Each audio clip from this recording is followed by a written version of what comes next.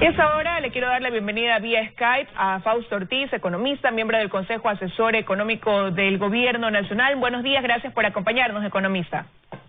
Gracias, Liz. Buenos días. Saludos cordiales a la audiencia. Bueno, hace más o menos 10 días hubo esa primera reunión de los 4 integrantes de este consejo, que es un consejo ad honorem que tiene pues como misión el contribuir con sugerencias para poder salir de esta crisis económica, trabajar en algunos ejes prioritarios. Y quería preguntarle, pues, después de estas primeras reuniones, incluso con el presidente Lenín Moreno, ¿cómo se va definiendo la hoja de ruta, quizás, de ese trabajo?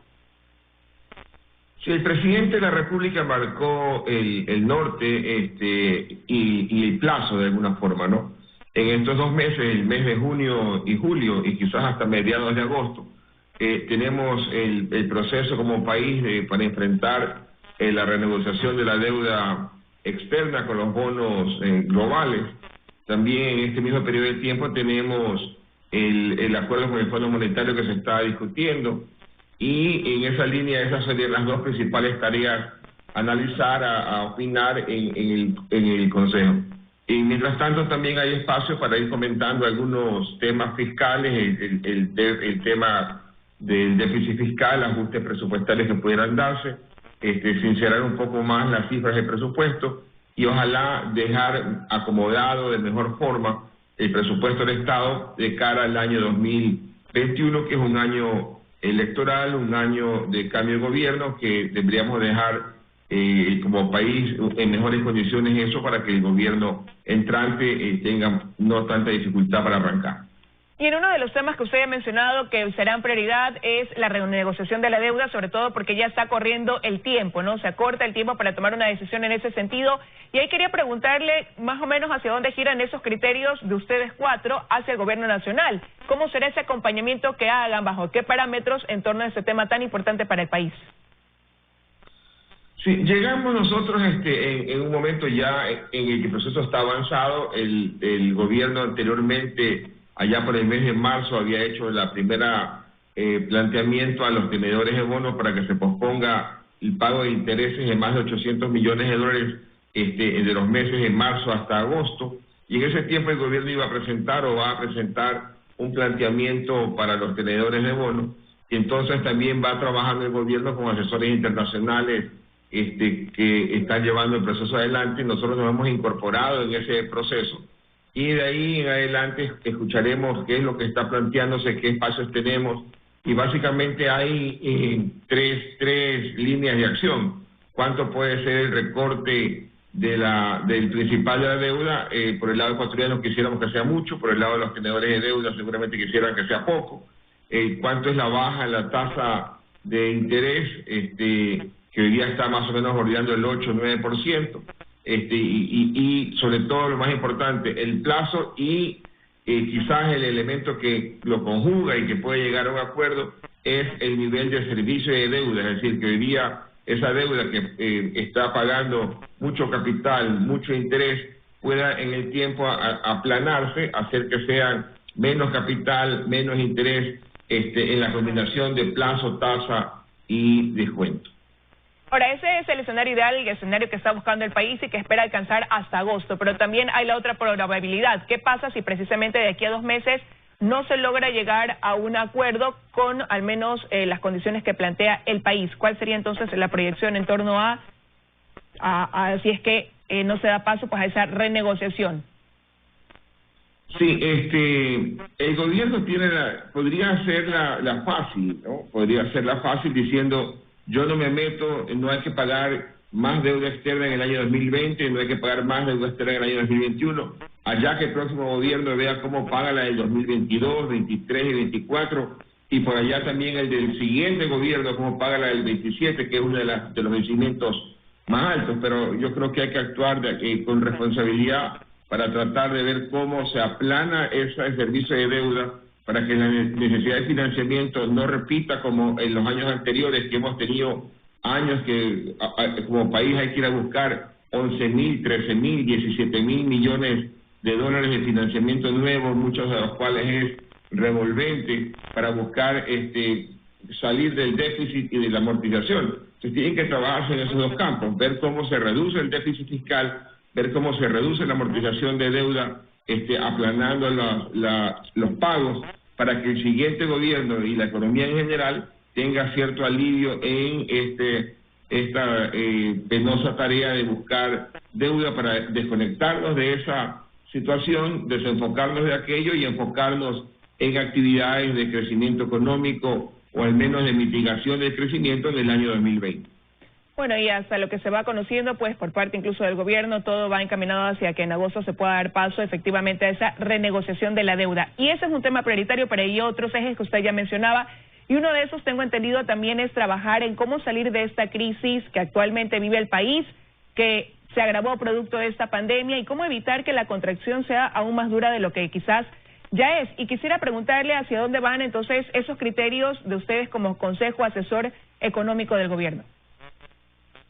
Mira, ayer tuvimos una reunión interesante, tratando de entender el tamaño del impacto de salud, ¿no? Para ver cómo está la economía impactada por salud, cómo salud también fue impactada por el tema económico. Los indicadores están muy aceptables, ya no se ve esos picos fatales, desastrosos que tuvimos en Guayaquil. A nivel nacional todavía hay pérdidas humanas, pero en una caída bastante fuerte. El semáforo está en amarillo en la mayor parte de cantones. Por ahí todavía habrán algunos cantones que se resisten a avanzar hacia otro tipo de libertades. Hay un par de cantones que están entrando ya a verde, y la economía empieza a acomodarse. Uno va a ir encontrando mayor actividad económica, y la respuesta va a empezarse a ver meses más adelante, cuando ya la actividad económica se refleje en la recaudación tributaria del IVA, sobre todo el IVA local, que el mes de mayo fue bastante golpeado. Y entonces en esa línea también nos interesa ir viendo de qué manera la economía puede empezar a reactivarse. Estamos observando también que el financiamiento crediticio que el gobierno estaba tratando de canalizar a través de la banca todavía no encuentra mayor respaldo en toda la banca. Entonces habrá que tratar de plantear que se converse con el sector para ver qué es lo que está frenando a que no tengamos una respuesta mucho mayor y con muchos más bancos participando. Son cosas de las que iremos analizando, iremos conversando y al menos planteando al interior del Consejo que se evalúe que se pueda utilizar esos recursos que el gobierno está dispuesto a entregar para paliar la crisis. Bueno, el presidente Moreno dijo desde el principio, cuando dio a conocer al país sobre la conformación de este Consejo Asesor, que se respetarían las opiniones que allí se den, que no tendrían quizás un carácter vinculante o serían decisiones vinculantes, sino sugerencias que se tomarían en cuenta para precisamente pues salir adelante en ese tema de la crisis económica, y que serían aceptadas incluso las discrepancias. Y hago este preámbulo porque quisiera conocer su criterio en torno a lo que uno de los integrantes puso sobre la mesa, y era la elevación del IVA. Ahora que usted hablaba de esa recaudación tributaria, había una sugerencia de elevar el IVA al 14% dentro de esta situación que vive el país. ¿Qué opina usted en torno a esa sugerencia de uno de sus compañeros de este Consejo Económico Asesor? Sí, yo Manuel González lo conozco hace algunos años, lo he seguido a través de las redes sociales, y luego hemos tenido conversaciones en ocasiones que viene a visitar Ecuador. Hago este preámbulo porque lo que él ha manifestado en una presentación que compartió en las redes sociales también es lo que él ha venido comentando desde hace algunos años en sus cuentas, en sus blogs que maneja. Entonces no es un tema nuevo el planteamiento de Manuel, en el sentido de que señala que después de la crisis, es decir, cuando ya se supera la crisis, podría pensarse en un incremento del IVA del 12 al 14%. En el momento actual de la crisis es quizás ir a buscar financiamiento en algo del impuesto patrimonial, pero son las opiniones de Manuel, son las opiniones que él las ha presentado o agrupado de lo que ha venido comentando en el pasado desde hace mucho tiempo. No son opiniones que las hemos ventilado al interior del comité o consejo asesor. Las opiniones que en el caso mío yo he sido bastante claro también a nivel de opinión pública es que no es momento ni para bajar gastos ni para subir impuestos, al menos en gastos de nómina. hay que bajar gastos en todo lo que sea innecesario, todo lo que sea superfluo, hay que cortarlo, todo lo que sea indispensable hay que hacerlo, lo que no es indispensable habrá que posponerlo. Entonces, en esa línea, cada uno tiene su línea también planteada, que es consistente con lo que ha venido expresando en el pasado. Me preocuparía más que después de una acción constante de opinión histórica, de repente cambie y gire hacia otro lado. Eso me causaría más preocupación que simplemente reforzar lo que él ha planteado antes, y que el gobierno, si es que nos lo pregunta, seguramente lo iremos informando, y luego el ministro de Finanzas, con su criterio y junto con su equipo interno del ministerio, y el gobierno tendrá que evaluar cada una de las opciones. Pero no creo que haya espacio para ninguna reforma tributaria. La Asamblea ha sido bastante clara en pasar el mensaje de que no hay espacio para impuestos, y peor en esta época de pandemia. Ahora, pero se sigue hablando también en torno a esta necesidad de reducir aún el gasto público pese a las acciones que ya ha tomado el gobierno, y usted ahora decía no reducir el gasto desde la nómina, sino desde lo indispensable, y para muchos quizás hablar de reducción de gasto público se convierte en un tema de boicot en estos días, porque equivale sí a desempleo también. Entonces, ¿cómo hacer esa reducción de esas cosas que usted considera indispensables? ¿Hacia dónde debería entonces apuntar el seguir reduciendo el gasto público en el país? Sí, lo indispensable habrá que hacerlo, lo no indispensable habrá que posponerlo. Y al menos en el papel, digamos, ¿no? Si uno toma el presupuesto del Estado el día de hoy y lo agrupa por ítem, el Ministerio de Finanzas en las páginas web tiene esa facilidad, lo agrupa por ítem y dice, ordéneme de menor a mayor el presupuesto pagado y el devengado. Y uno suma entonces todo lo que está en cero, que no hay ni un solo dólar gastado ni en pagado ni en devengado, y suma el presupuesto inicial y suma el presupuesto codificado, y encuentra que hay más de 1.400 millones de dólares de presupuesto en partidas que no han gastado un dólar. Y cuando uno vuelve a ordenar y encuentra ahí cuáles partidas son las más importantes, encuentra una que se llama transferencias para futuros gasto de capital no identificado, 600 millones de dólares. Eso tiene que eliminarse. Y lo mismo, hay una cuenta algo parecida que dice para potencial futuro gasto corriente que no está identificado, de 100 millones. Eso también hay que eliminarse. Entonces, esas son las depuraciones que hay que ir haciendo en el momento actual. Ya el Ministerio de Finanzas hizo una interesante hace un mes, cuando en las redes sociales alguien reclamaba de cómo así hay una cuenta que se llama Plantas, y eso sí es la cuenta 840515. Esa cuenta Plantas es que la trata como que fuera un gasto de capital, que tiene un presupuesto de 172 millones de dólares. Eso ya el Ministerio de Finanzas lo eliminó y está en cero esa cuenta. Y cuando presentó la reforma presupuestaria, ya por octubre del año pasado, había una cuenta que se llamaba Cartografía, que tenía 500 millones de dólares en una cuenta que el año pasado no había gastado ni $1 millón.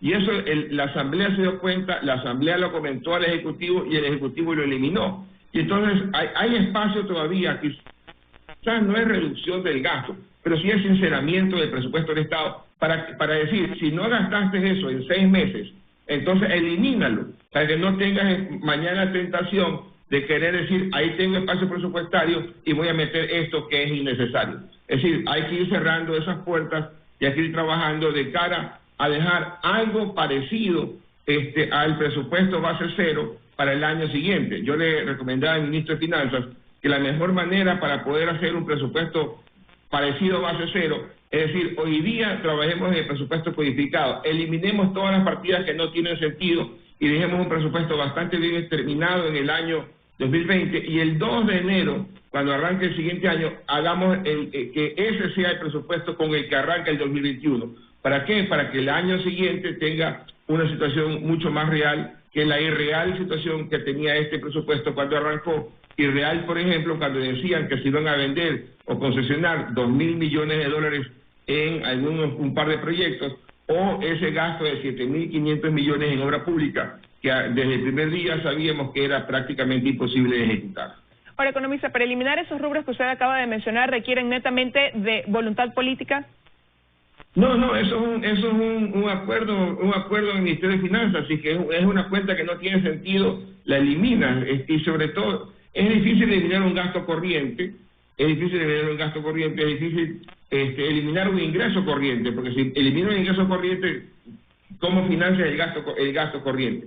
Pero si es un gasto de capital, como esos 600 millones de ejemplo, que no tiene hoy día un proyecto, que quiere decir que se puso ahí para por si acaso. Yo en algunas declaraciones he dicho, y le hubieran puesto mejor, en vez de plantas, le hubieran puesto mejor moscas, ¿no? Entonces, para que sea más fácil explicar por qué lo pusieron. Entonces, lo pusieron es por si las moscas, ¿no? Por si acaso mañana en el futuro les toque hacer algún gasto. Pero no, eso hay que cortarlo, hay que eliminarlo, para que no haya tanto espacio que pueda dar un momento de complicación más adelante. Y quiero ya finalizar esta entrevista preguntándole también sobre algo que está pendiente, y son estas dos leyes que surgieron pues dentro de esta pandemia, la ley de apoyo humanitario y la ley de reordenamiento de las finanzas públicas, algo que todavía está como materia pendiente. ¿Cuál es su percepción sobre estos dos proyectos de ley en cuanto a la contribución dentro de esta crisis? Sí, la Asamblea Nacional ya está bastante adelantada en el tema de la ley humanitaria y veo que ya está tratando la ley de finanzas públicas y que está ya tomando decisiones en qué campos apoyar el veto del presidente, qué parte ratificarse en su decisión. Yo creo que como concepto el proyecto humanitario es importante que ya arranque para que vaya definiendo ciertas cosas que la ciudadanía, las empresas todavía están en duda cómo van a acomodarse, pero ahí no hay un tema fiscal que quizás por suerte el gobierno logró retirar el tema de los impuestos en la ley humanitaria, que no tenía sentido en el momento de la crisis caernos con ese duro golpe. En cambio, en la parte del Código de las Finanzas Públicas, el gobierno insiste en la intención de tener un control más estricto en el crecimiento del gasto. Es decir, aunque sea un gasto del presupuesto del Estado, o un gasto de seguridad social, o un gasto de los municipios y las prefecturas, esos gastos que son responsabilidad de ellos con su autonomía, al menos que no tengan un crecimiento desbocado, que se tengan un control en el gasto, para que al final del día el sector público como un todo no vaya más allá del gasto que pueda soportar, ¿no? Eso es importante y eso es el mensaje que tiene el Código de las Finanzas Públicas. También un poco se acerca lo que está planteando a la realidad. No se puede llegar al 40% de la relación deuda-PIB como estaba planteado en el inicio, en el año 2021-2022, porque adicionalmente que no se podía, le cayó la pandemia en medio y eso nos está botando allá 7, 10 años más adelante para poder encontrar ese 40%. Muchísimas gracias, economista Ortiz, por habernos acompañado esta mañana, contándonos también cómo avanza el trabajo de este Consejo Asesor Económico del Gobierno Nacional, cuáles son esos ejes prioritarios, hacia dónde van rumbándose las decisiones que deben tomarse. Muchísimas gracias por haber estado con nosotros en los desayunos de 24 horas. A usted, Liz, saludos cordiales.